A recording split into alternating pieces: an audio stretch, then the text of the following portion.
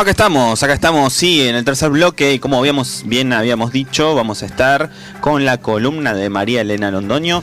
¿Cómo le va? Buenas tardes. Buenas ¿Bien? tardes, muy bien. Feliz Navidad para todos. Muchas gracias, es verdad, no hemos saludado a nuestros oyentes por la feliz Navidad, la Nochebuena, pero bueno, ahora se viene el fin de año, también vamos a estar festejando.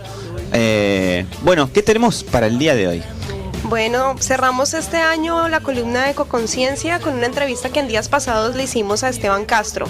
Él es sociólogo argentino, profesor de la Universidad de Newcastle de Inglaterra, quien lidera la red de investigación Waterlab. La principal función de esta red es brindar herramientas de formación a los grupos sociales que hoy en día lideran desde México hasta Argentina todos los procesos de reivindicación de los derechos ciudadanos relacionados con la gestión ambiental y la gestión del agua. Así es. Es una red entonces que investigan sobre la problemática del agua, ¿no? Claro. A nivel latinoamericano. Exactamente, por eso se llama Waterlab. Ajá, Water, Lat. Exacto. ¿Se entendió, no? Sí. Water, agua, Lat. Latinoamérica. ¿Se entendió? Bueno. Latinoamérica. Entonces, pues no sé, sin más preámbulos, escuchemos a Esteban. Él nos va a contar ahora cuáles son las prioridades de la red de investigación. Lo escuchamos entonces. Uno de los primeros puntos de nuestras prioridades es que nos interesa entender el carácter capitalista de la gestión del agua. Eso no quiere decir que todo se explica por el capitalismo, pero eso quiere decir que no se puede entender lo que pasa en una ciudad. Por ejemplo, no se puede entender por qué en el mundo, ya saliendo de América Latina, el 40% de la población del mundo no tiene servicios de saneamiento. Es decir, no tiene ni siquiera un inodoro donde sentarse, ni siquiera una letrina. El 40% de la población del planeta.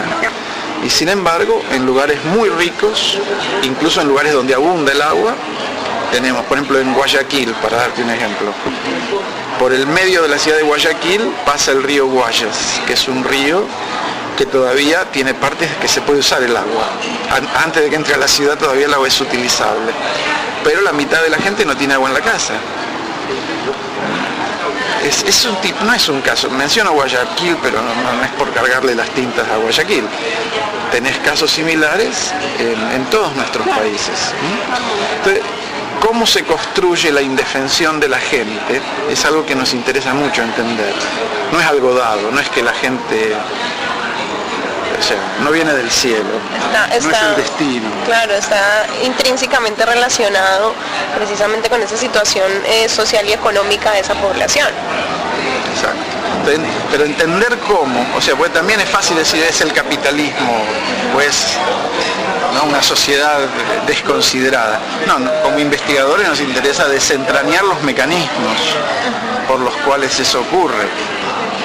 Por ejemplo, acá en el caso de Argentina es interesante porque esta ciudad es una de las pocas, si no es la única, de América Latina que logró tener 100% de cobertura para agua y cloacas en la década del 30 del siglo pasado. O sea, en los años 30, 1930, la capital federal de Argentina tenía 100% de cobertura. ¿Por qué no se pudo mantener y expandir eso al conjunto? Hoy si vos ves las estadísticas de lo que es la ciudad de Buenos Aires en su conjunto son atroces.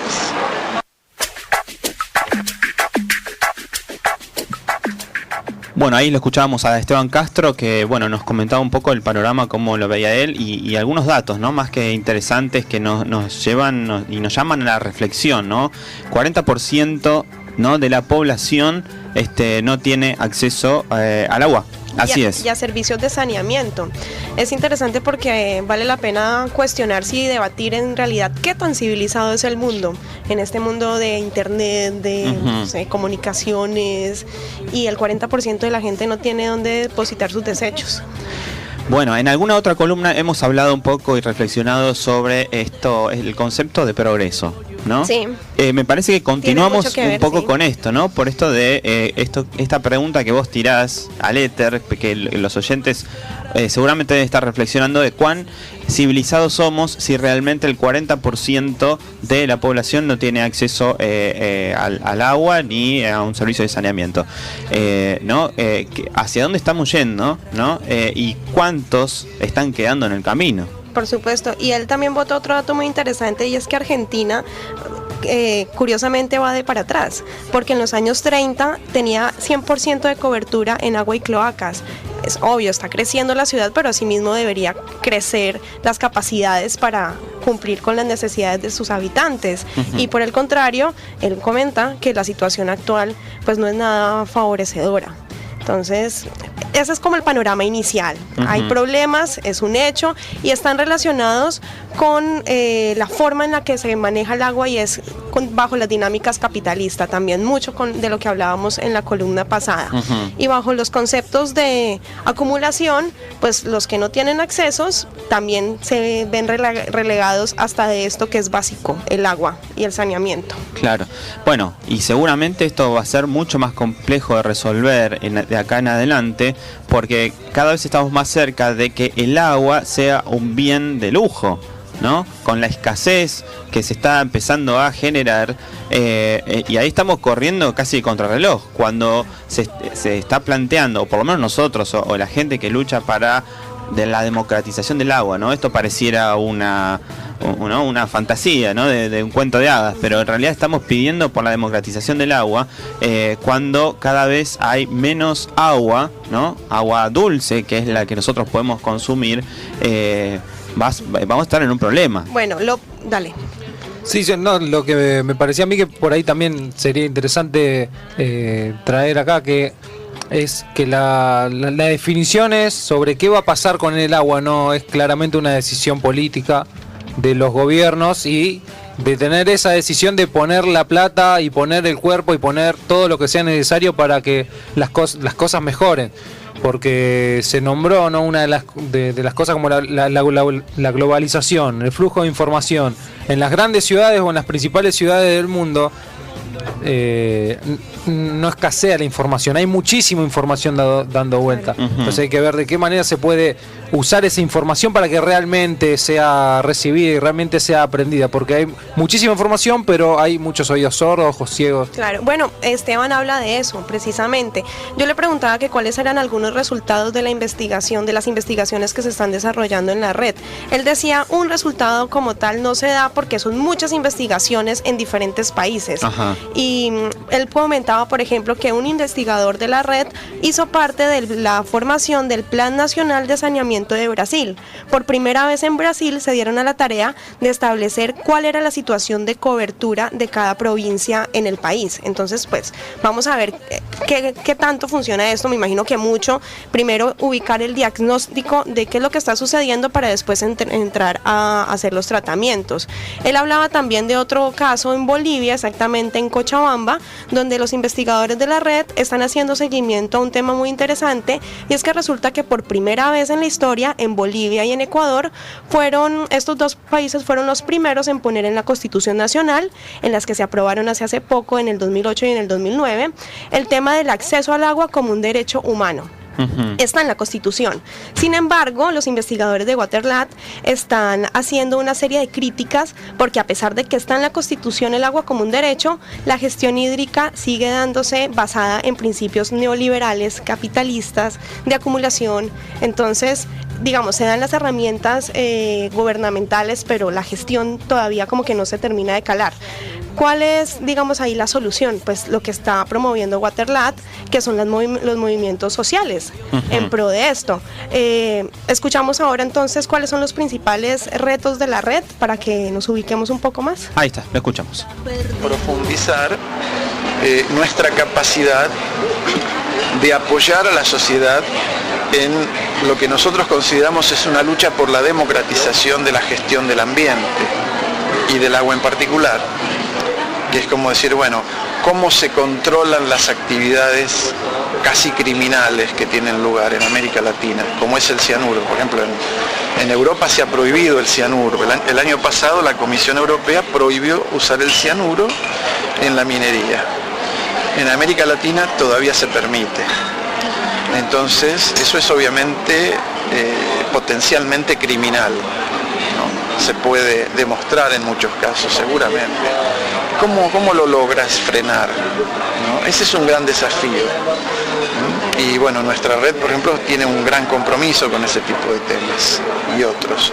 Pero es un desafío porque hay muchas limitaciones, ¿no?, a lo que uno puede hacer como investigador o incluso como ciudadano, ¿no? A veces parece que es una maquinaria que avanza sin que nadie la pueda frenar, ¿no? La minería en este momento es un poco eso, cuando uno ve lo que está pasando.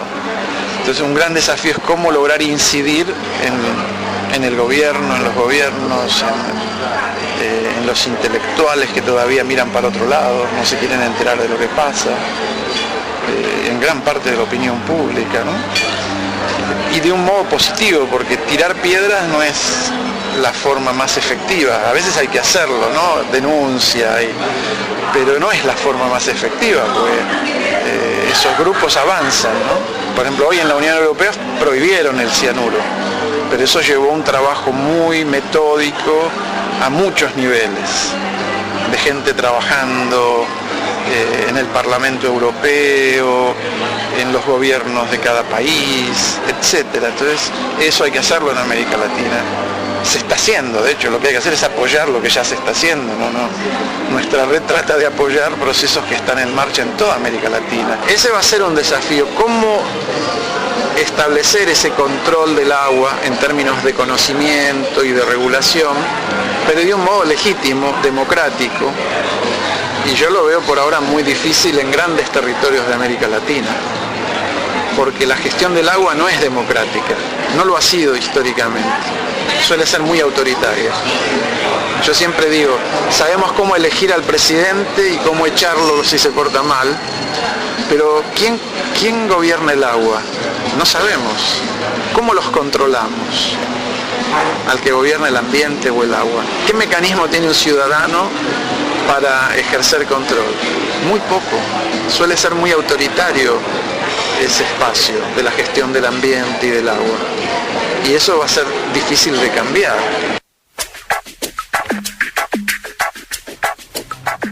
Ahí lo escuchábamos a Esteban Castro y nos sigue tirando preguntas, ¿no? Que nos va a seguir resonando en la cabeza. Yo me llevo una, ¿quién gobierna el agua, no? Me parece que es una pregunta que nos debería, por lo menos, ir en busca de la respuesta, y si es de manera organizada, mucho mejor. Claro, pues ahí está la respuesta, en la organización de la gente, en las organizaciones civiles. El panorama no es tan desalentador, todo lo que él dice es la realidad, pero también hay otras realidades paralelas, como los movimientos sociales que están en pie de lucha por la democratización del acceso al agua. Para no ir más lejos, el ejemplo del fallo de la Corte Suprema que obligó al Estado argentino a limpiar el sistema hídrico integrado por los ríos Matanza y Riachuelo. Hoy por hoy, este es un logro que vino de organizaciones sociales que con mucho trabajo y esfuerzo sacaron adelante esta iniciativa, ¿sí? ¿Les parece si escuchamos en la última intervención en la cual Esteban nos habla de más iniciativas sociales exitosas? Ahí va, le escuchamos. Por ejemplo, Porto Alegre se convirtió en un muy buen modelo de varias cosas.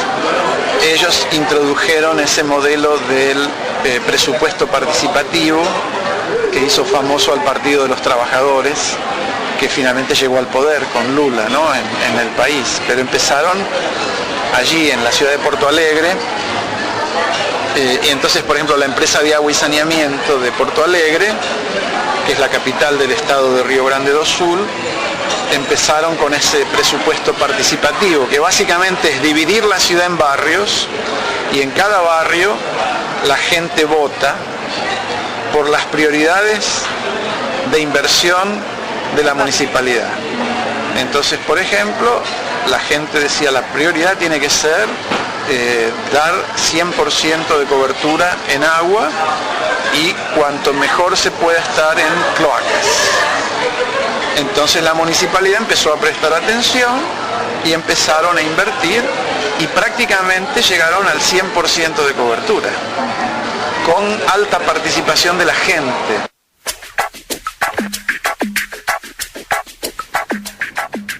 Ejemplos positivos, ejemplos que animan a que sigamos apoyando las movilizaciones sociales. Entonces, ya para cerrar, Martín y todos nuestros oyentes, la invitación es para que ejerzamos nuestro derecho a exigir un ambiente sano, premisa fundamental para el desarrollo humano sostenible. Recordemos que el mundo no va a cambiar a menos de que nosotros mismos empecemos cambiando nuestra actitud y asumiendo la responsabilidad de cuidar nuestro hogar, o sea, nuestro planeta.